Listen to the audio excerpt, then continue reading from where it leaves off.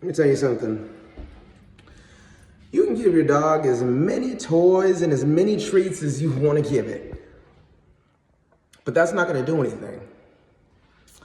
It's the love and affection that you're able to give that animal. It's the same thing with kids. Now you can give that kid as many toys and as many pieces of candy as you want to give them. Junk food galore. Happy meals all day. But that's not going to do anything for that child. It's the love and attention and affection that you give to that child. And that's what's going to make that child valuable. That's what's going to make that child feel like they are someone.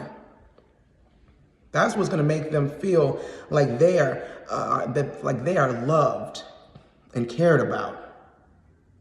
And it's the same thing for that animal. And that's what creates a good, loving, positive, well-rounded individual, well-rounded puppy, grown up into a dog, a leashless dog that listens to your every command, it doesn't become a command after so long.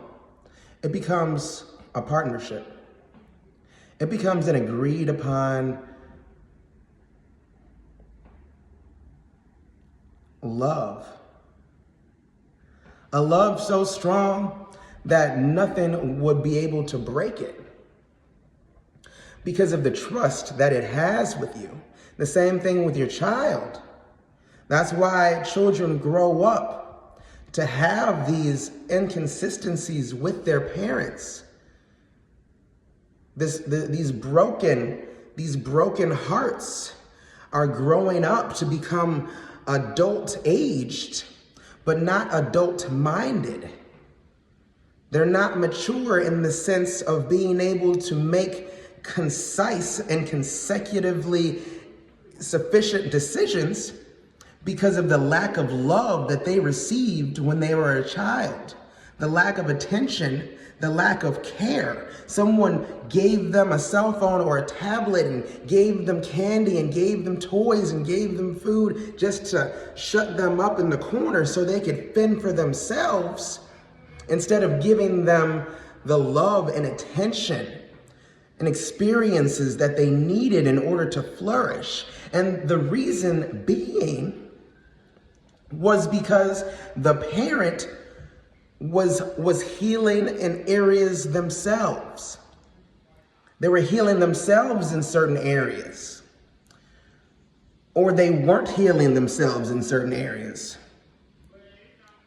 They were shadowing the problem. They were throwing the problem under the bus, saying that it didn't exist.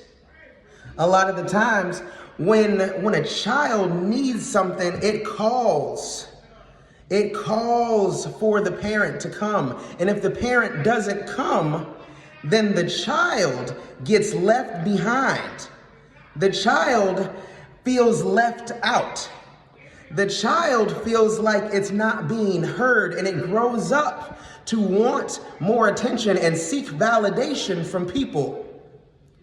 The child grows up to seek validation from people, and when it doesn't seek that and when it doesn't find that validation that it's seeking from people, once it becomes an adult, then it feels like, oh, why aren't these people listening to me? Why aren't these people hearing me? Why can't these people hear and feel and understand what I'm saying and understand what I'm feeling?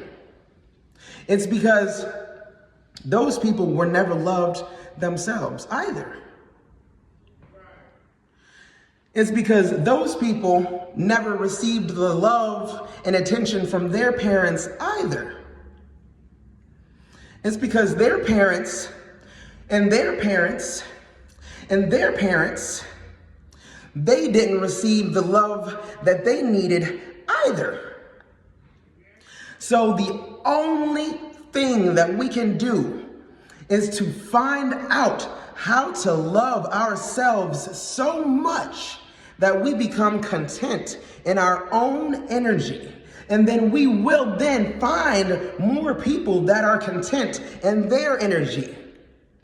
and the people that are doing the things that they love inside of the time that we have to spend on this planet. We will find the people that are creating music, art, poetry, dancing, singing, laughing.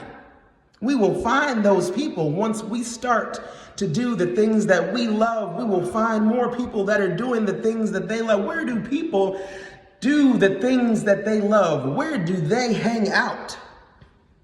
Wherever you go, once you start to love yourself. Maybe at the library, maybe at a jazz club, maybe at an instrumental lesson, maybe at a comedy club. Maybe at an improv session. Maybe when you're at Starbucks and you're on the computer and you're writing your book about your life and your autobiography and how painful it was to get to where you're at, or how you've learned so much being in the shadows and being called the black sheep and being left out and being bullied and being patronized your whole life. And you found this spot where you feel comfortable now and you love and accept people as they are now because you know the parents that you had in the past and the way that they raised you and the way that they taught you. You know that that's all they could give to you, and that's the most that they had. After finding that out, after blaming people, after blaming your parents, after blaming people for hurting you, instead of taking the accountability for yourself,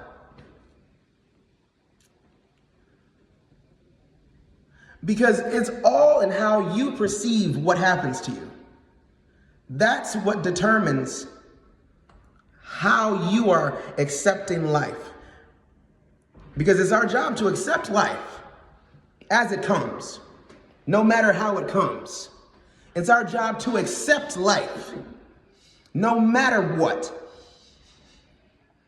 And if we can't accept it, then life is going to happen to us. Life is going to tear us down. So the thing is, we can't let life tear us down. We can only let life prevail us and make us stronger, because hardship will happen. It's inevitable, no matter what. Hardship has been happening to us since day one.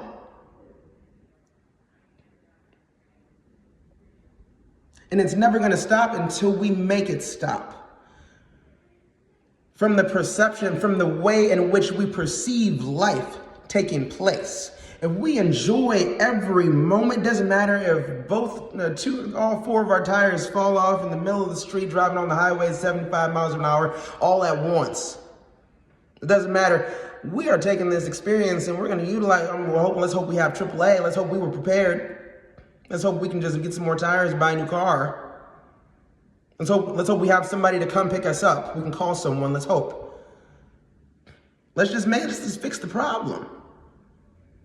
There's no need in complaining. There's no need in stalling. There's no need in saying, oh, why me, and pity party, and this is sad. There's no need. When we can just fix the problem, let's take the necessary steps that we need in order to fix the problem. And then we can start going somewhere. So the thing that I want to leave everyone with today is that we have the power. We all have all the necessary power that we need inside of every moment to be the best versions of ourselves, the most consistent, the most loving, the most calm, the most honest, the most patient, the most gracious, the most understanding versions of ourselves. We all have this capability. We all have this inside of ourselves. Inside of every moment, inside of every day, we've always had this ability.